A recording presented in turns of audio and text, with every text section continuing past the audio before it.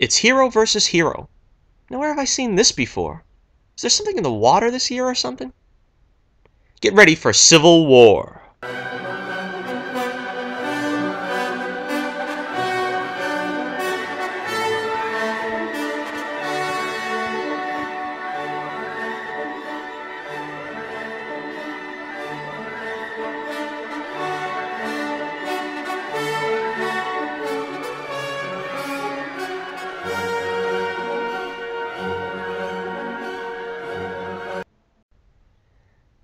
This film is so jam-packed, I could really go on for hours, but I'll try to touch on most things of interest in order to get this video made in timely fashion.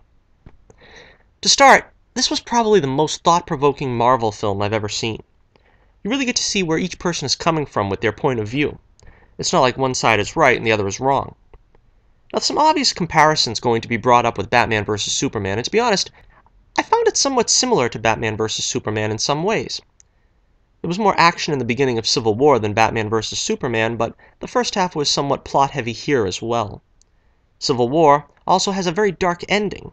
Probably not as bleak as Batman vs. Superman, but certainly dark for a Marvel movie. Now I was afraid that Tony's position would be somewhat inconsistent with the early Iron Man films in which he's very independent, and to use his own words, doesn't play well with others. But they really stuck to the core of the evolution of Tony's character here. I recently reviewed Iron Man 3 and made mention of how the ending of that film isn't really consistent with Tony from Age of Ultron. But they bring that all up here, and it really makes it all come together. The fact that Pepper is missing from his life really leads Tony to where he is in this film. I'm glad they had the guts to go there instead of just another offhand mention, well, Pepper's in DC, or whatever. You can see how important the Avengers is to Tony. It's heartbreaking when he basically pleads with Cap to keep the team together. For his part, Cap is like a man for all seasons in this film. Like Sir Thomas More, Cap is not going to compromise his principles in order to go along with whatever the given authority deems the right thing, and I love that about Cap. He sticks to his guns if it's the right thing to do, regardless if it's the popular thing. Right and wrong doesn't change. It's not up for debate most of the time. Cap sees what's morally the right thing, and he won't be swayed or intimidated. After all this, I'd probably side with Team Cap here. Cap has already seen what corruption was brought upon S.H.I.E.L.D. and Winter Soldier, so it seems obvious that he would be dubious to put himself back in that situation. I like how Sharon's words at Peggy's funeral is what really cements his decision. Seems like the women in both Steve and Tony's lives have been the catalyst for the stance they've taken. Those action scenes were definitely worth the price of admission.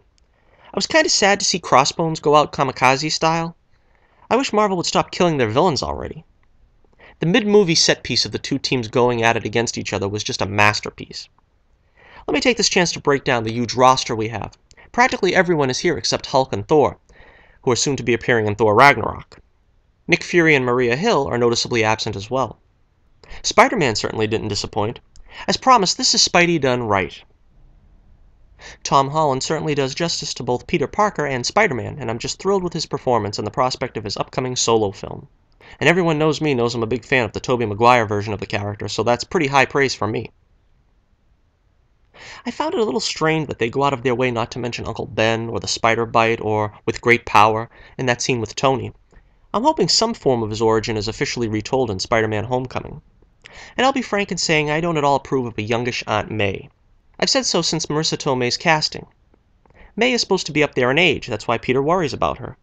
Now I realize that they want to start these actors young so they can keep this franchise rolling for some time, and I'm not saying they should hire an 80-year-old right off the bat. But it does come across pretty ageist when you offer a role traditionally belonging to someone 65 plus to someone barely 50. AntMan probably rivaled Spidey in humor. Paul Rudd is just a wonder in that role, and I can't wait for Ant-Man and the Wasp. We finally get to see him as Giant Man, and it was great, though I'm kind of surprised they didn't save that for Ant-Man and the Wasp. Black Panther was as good as advertised. Chadwick Boseman delivered the goods for T'Challa. He's kind of the heart and soul of the film. He starts off with vengeance in his heart for his father's killer, but grows to become a true hero by the end. As a purist, I admit I was a little miffed that Klaue wasn't the one to kill T'Chaka. I mean, they cast Andy Serkis in Age of Ultron, so I figured he'd be involved in some form here, but no dice. I really liked what they did with Wanda and the Vision here. They were two characters I could take or leave in Age of Ultron, to be honest. But I really wanted to see more of them after this film. I enjoyed seeing Hawkeye again, coming out of retirement as it were. Jeremy Renner brings a lot to the role, and I hope they continue to find a place for him in the MCU's future films. Black Widow kind of plays both sides of the fence here, as only she could. It's very effective, and while this is probably the least heavy lifting Scarlett Johansson has had to do with the character up to now, she does feel essential to the plot. I'm really glad to have had William Hurt return as General Ross, now Secretary of State Ross. He really added the needed oomph to the role that could have been easily given to some toady bureaucrat. I'll save my rant on my wanting another Hulk solo film for some other time. Anthony Mackie as the Falcon is always enjoyable. A war has casualties, and what happens to War Machine is heartbreaking. Glad to see Sharon Carter finally come to the spotlight a bit more here. Her mysterious past is finally made clear after Peggy's passing. Now Steve is probably finally ready to take the next step with Sharon. At least I hope so. Stan Lee, I tell you, he really outdoes himself this time. His cameo is hilarious. Now I'd say this film felt like the ultimate balancing act of one part Captain America film, one part Avengers movie. I'm glad they kept Bucky at the heart of the story. Sebastian Stan, again, does a phenomenal job here.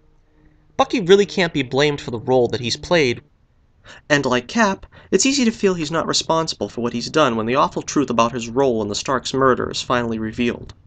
At the same time, it's easy to sympathize with Tony's reaction. And Robert Downey Jr., man, does he act the heck out of this movie. While this is certainly a strong movie, there are a few things that could have been better. Zemo is very lacking. And much like Luthor in Batman vs. Superman, I'm glad there was an actual villain behind the clash of heroes, pulling the strings, as it were.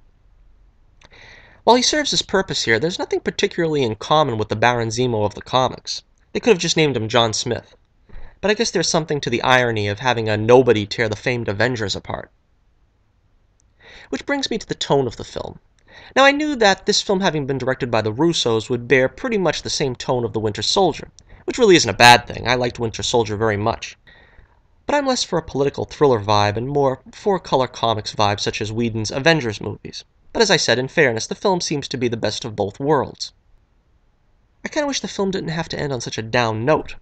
Rhodey can barely walk, Bucky is put back into deep freeze, and Cap and his team are apparently fugitives from the law.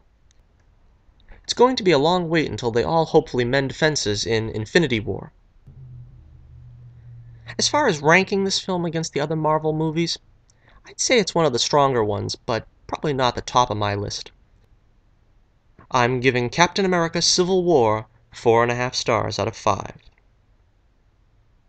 This is Johnnie Torch reminding you once again, keep the flame burning brightly, and I'll be with you again very soon.